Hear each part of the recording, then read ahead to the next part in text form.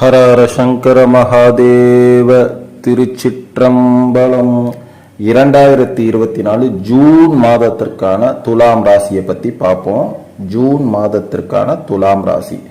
துலாம் ராசிக்காரர்களுக்கு இந்த மாதம் 7வது வீட்டில் இருந்து 8வது வீட்டிற்கு, அதாவது 5ஆம் வீட்டிற்கு சனி பகவான் இருப்பதால் உங்க வேலையில பெரிய மாற்றத்தை ஏற்படுத்தும். நீங்கள் இதுவரை உங்கள் வேலையில் மாற்றத்தை அனுபவிக்கவில்லை அல்லது உங்கள் வேலையே மாறவில்லை என்றாலும் இந்த வாட்டி மாறிடும். ஓகேங்களா? மாற்றம் நிச்சயம் இருக்கும். உங்களுக்கு புதிய வேலை கிடைக்கலாம், புதிய பதவிகள் கிடைக்கலாம். ஸோ இந்த வேலை ஒரு நல்ல வேலையாகவும் இருக்கும். மற்றும் இதே அரசியல்வாதிகளுக்கும் புதிய பதவி நிச்சயம் கிடைக்கும். உங்களுக்கு ஃபினான்ஸ் சம்பந்தமான பிரச்சனைகள் கம்மியாக தான் இருக்கும். ஓகேங்களா? ரொம்பலாம் எதிர்பார்க்காதீங்க. அடிமட்டத்துக்கு போயிடும்னு பயப்படாதீங்க. ஸோ நியூட்ரலாக இருக்கும். சரியா? மற்றபடி சின்ன சின்ன விஷயங்கள், புதிய வாய்ப்புகள் உங்களை தொடர்ந்து வரும். வியாபாரம் செய்பவர்களுக்கு ஒரு சற்று கவனமாக இருக்கணும். ஒரு புறம் நீங்கள் எல்லாவற்றையும் அவசரமாக செய்வீங்க. அவசரமாக எடுக்கும் முடிவுகள் தீங்கு விளைவிக்கும். ஸோ அதனால வியாபாரம் செய்கிறவங்க கொஞ்சம் கேர்ஃபுல்லாக இருங்க. ஸோ இதை ஒரு சில விஷயத்தை தவிர்க்க முயற்சி செய்யுங்க போதும். ஸோ உங்கள் மனசாட்சிக்கு எது அப்படின்னு படம், இது சரி இது தவறுன்னு, ஸோ தவறுங்கிறதெல்லாம் தவிர்க்குதுங்க தயவு செஞ்சு. சரியா? ஸோ கொஞ்சம் ட்ரை பண்ணி பார்ப்போமே அப்படின்றதெல்லாம் இந்த மாதம் வேண்டாம். ஓகேங்களா? உங்கள் சொந்த பந்தங்களுக்கு மேலேயே நீங்கள் கோவப்படக்கூடிய சூழ்நிலை இந்த மாதம் ஃபுல்லாக இருக்கும். ஸோ அதனால் கொஞ்சம் நிதானமாக கடைபிடிங்க. யார் மேலேயும் உங்கள் கோபத்தை திணிக்காதீங்க. சரிங்களா? உங்கள் தொழிலுக்கு இது பார்த்தீங்கன்னா குடும்பத்துக்கு மட்டுமல்ல, உங்கள் தொழிலுக்கும் அமைதியாக இருக்கிறது நல்லது. சரியா? 5ஆம் வீட்டில் சனி பகவான் இருப்பதால் உங்கள் கல்வி பதவி சம்பந்தமாக சில தடைகளை சந்திக்க நேரிடலாம். ஆனால் உங்களுக்கு படிப்பில் ஆர்வத்தை ஏற்படுத்துங்க. சரிங்க? ஒருவேளை தடைகள் அப்படி இருக்குன்னா கவனத்தை கொஞ்சம் யூட்டர்ன் பண்ணுங்க. ஸோ மன அமைதி நிச்சயமாக கிடைக்கும். ஒரு ஒழுக்கமான மனிதராக மாற்ற நீங்களே முயற்சி செய்வீங்க. ஸோ இப்போ மட்டும் நான் ஒழுக்கம் இல்லாமையாக இருக்கிறோம் அப்படின்லாம் கேட்டுறாதீங்க. ஸோ இன்னும் உங்களை மேம்படுத்திக் கொள்வீங்க. ஸோ ஒழுக்கம்னா இப்போ இருக்கிறத விட இன்னும் உங்களை பக்குவப்படுத்தப்பட்ட மனிதராக உங்களுக்கு நீங்களே ஒரு சிற்பியாக இருந்து செதுக்கிக் கொள்வீங்க. ஸோ அதுக்கு தான் அந்த வார்த்தைகளை நம்ம சொல்கிறோம். ஸோ இதனால உங்களுக்கு நீங்களே அதிகமான மதிப்பெண் போட்டுக்கக்கூடிய சூழ்நிலை அமையும். ஸோ அதனால எந்த ஒரு போட்டியிலையும் நீங்கள் தயாராக ரெடி ஆகிடுங்க. அது ஸ்டூடெண்ட்டாக இருந்தாலும் சரி, தொழிலாக இருந்தாலும் சரி. ஸோ உங்களை நீங்களே ட்ரை பண்ணிக்கிடுங்க. ஸோ இந்த மாதம் முயற்சி திருவினையாக்கும். சரியா?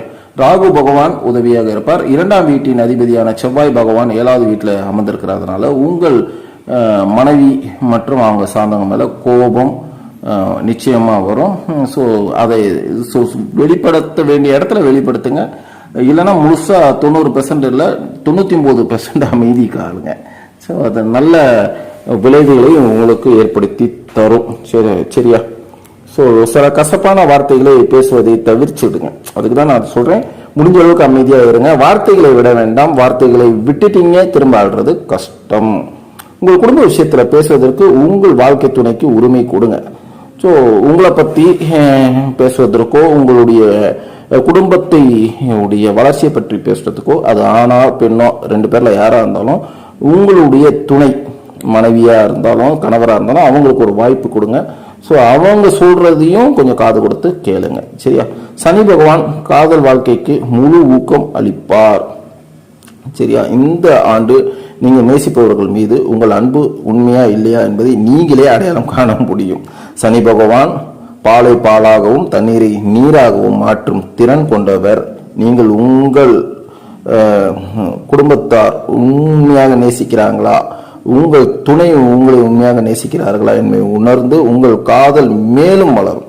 சரியா? அதுக்கு இறைவனே உங்களுக்கு துணை புரிவார்.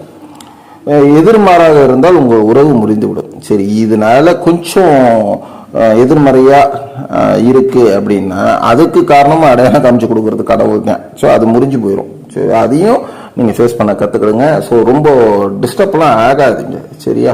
இது முன்கூட்டியே உங்களுக்கு எச்சரிக்கை பண்ணியாவே உங்களுக்கு சொல்லிடுறேன்.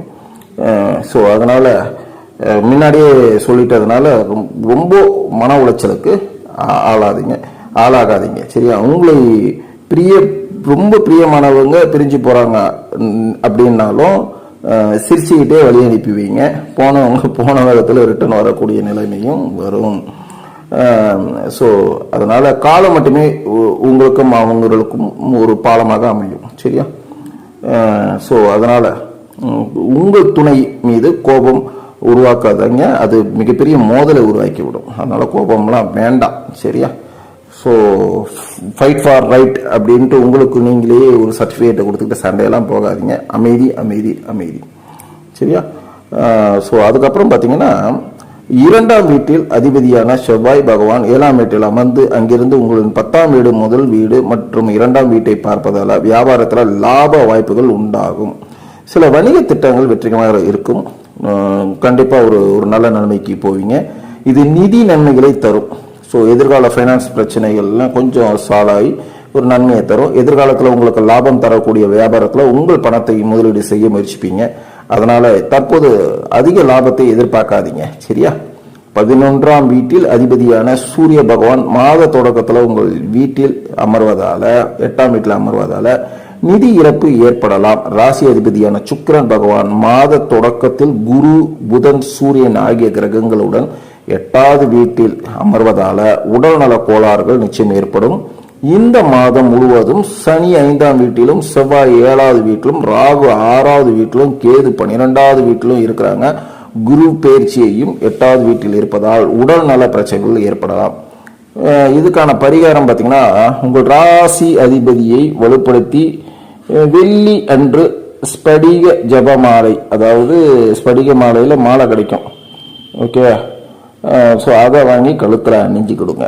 சரி, இது எதுக்குன்னா, உங்கள் கோபம் உஷ்ணம் அடுத்தவங்க மேலே திணிக்காதீங்க, சாந்தப்படுத்துறதுக்கு தான் ஸ்படிக மாலை. சரியா?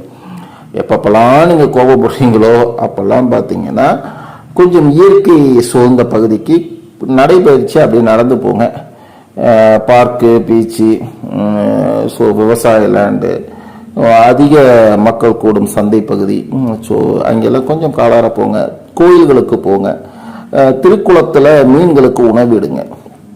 ஓகேங்களா? இயற்கையோடு பேசுங்க. ஸோ நன்மை உங்களுக்கு எல்லா விதத்திலும் வந்து சேரும். எதற்கும் கவலை வேண்டாம். கடவுள் உங்களோடு துணை இருப்பார். வாழ்க வளமுடன், வாழ்க வளமுடன். நல்லதே நடக்கும். நாராயணா.